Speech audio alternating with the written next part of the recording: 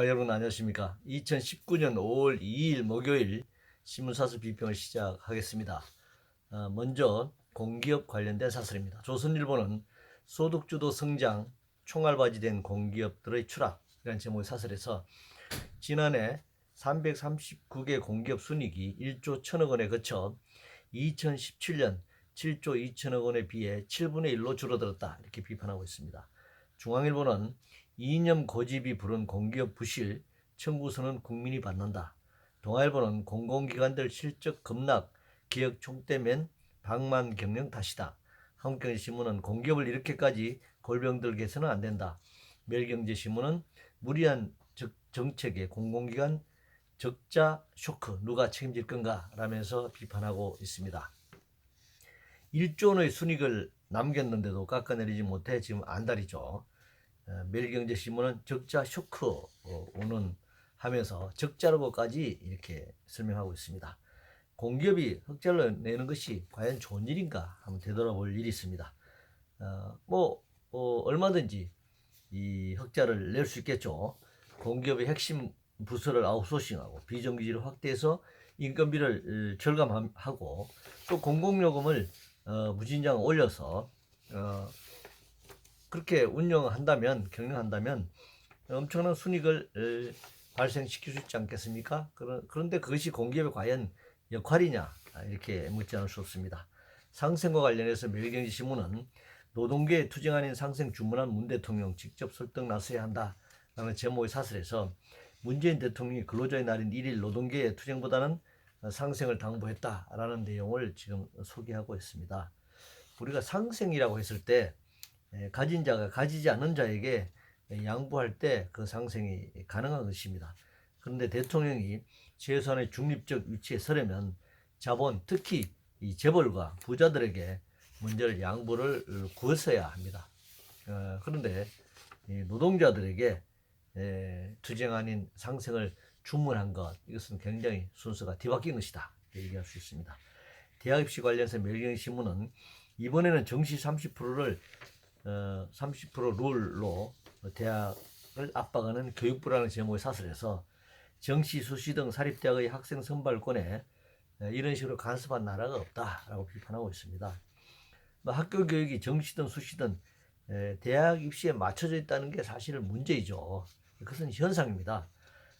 우리가 본질적으로 교육의 문제, 대학 입시 문제를 얘기할 때도 이 문제를 해결하기 위해서는 대학 교육 자체를 전면적으로 개편하는 그런 안이 제출돼야 합니다. 이제 논쟁을 시작할 때라고 생각합니다.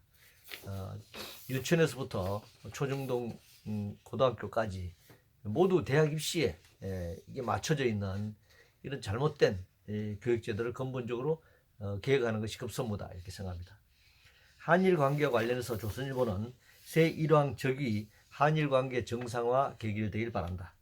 중앙일보는 강제징용 현금화 시작, 당장 특단의 해결 대책 세워야 한다는 제목의 사설에서 강제징용 판결에 따른 전범기업 자산 현금화, 일본 전범기업으로부터 압류된 주식과 특허 상표권에 대해 매각 명령 신청한 것에 대해서 우려를 표명하고 있습니다. 문화일보는 강제징용 현금화 파장과 문 정부의 한일 악화 방치에 대해서 역시 비판하고 있습니다.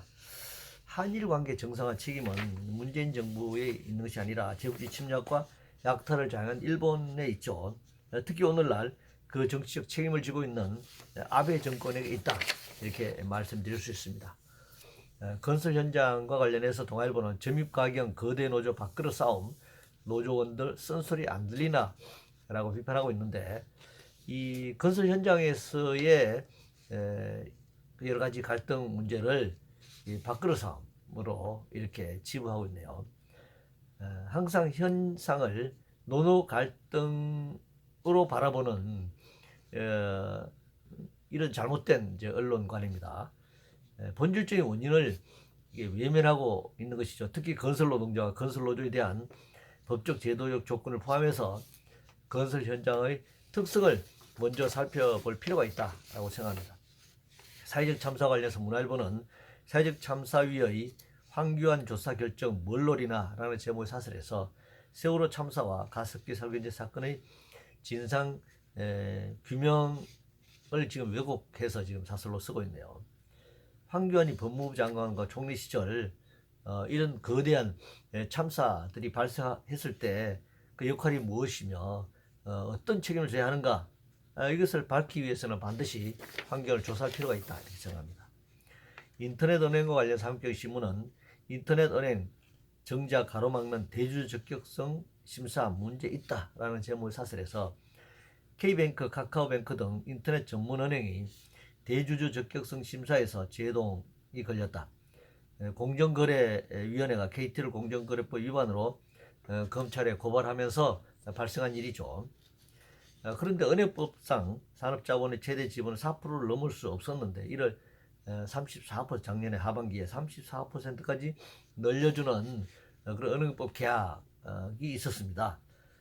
그런데 공정거래법 위반으로 고발되는 상황에서도 제주도가 될 수 있다. 이것은 일종의 리스크다라고 주장하는 것이 과연 법질서가 있는 나라에서 가능한 주장인가 되묻지 않을 수 없습니다.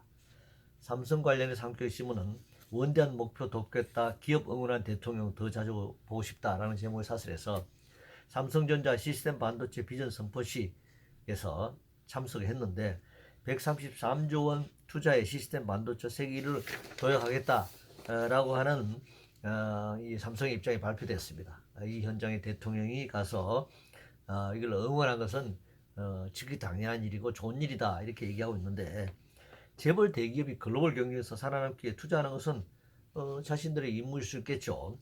그런데 대통령이 현장에 가서 돕겠다라고 해서 무슨 의미인 것인가? 정부가 재정 지원을, 금융 재정 지원을 하거나 세제 혜택을 주겠다 이렇게 얘기한다면 이건 굉장히 불공평한 일이죠. 아니면 이재용의 대법원 판결을 앞두고 판결 이 가이드라인을 제시한 것이거나 아니면 면접을 주겠다라고 하는 모양새라면 더 큰 문제라고 생각합니다. 패스트트랙 관련해서 문화일보는 패스트트랙 법안 문 총장의 민주주의 위배 지적 옳다라고 지금 주장하고 있습니다. 문물 총장의 지적은 국회의 결정에 있어서 절차적인 민주주의를 말하는 게 아니죠. 그는 검사로서 검경 수사권 갈등에 대해서 검찰의 입장, 검사들의 입장을 표현한 것입니다.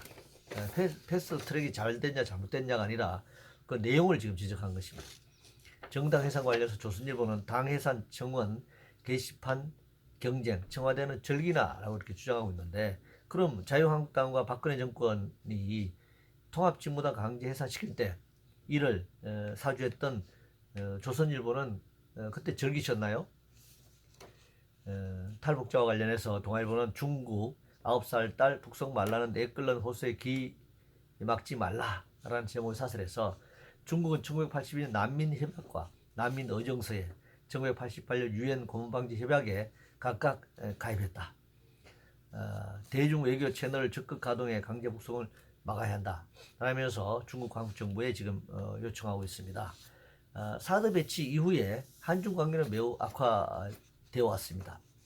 탈북자의 경우 중국은 북한과의 우호 관계를 더욱 중요시하겠죠. 뭐 난민 의정서라든가 여러 난민 협약에 가입했다고 하더라도 이것을 우회해서 북한과의 이 조정 관계, 조정 동맹을 더 고려할 것이라고 생각합니다. 그런데 한국이 중국에 요구할 수 있는 것, 이것은 굉장히 지금 현재 상황에서는 제한적일 수밖에 없다. 동시에 현재 남북 관계를 고려할 때 문재인 정부가 적극적으로 탈북자 문제에 나서지도 않을 것이라고 그렇게 전망되기 때문에 굉장히 어려운 상황들이 계속되고 있다 이렇게 판단할 수 있을 것 같습니다. 이상으로 2019년 5월 2일 목요일 신문사설 비평을 모두 마치겠습니다.